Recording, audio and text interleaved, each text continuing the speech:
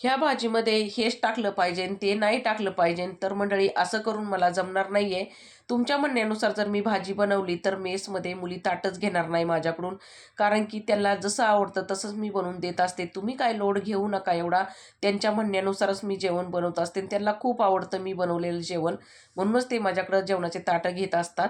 तर चला, काही हरकत नाही. आज मस्त असा बॉर्बनच्या बिस्किटचा केक बनवूया. पहिले तर बिस्किट आहे ना मिक्सरला बारीक करून घेतले, एका बाउलमध्ये काढून घेतले, दुधाने बॅटर तयार करून घेतलं.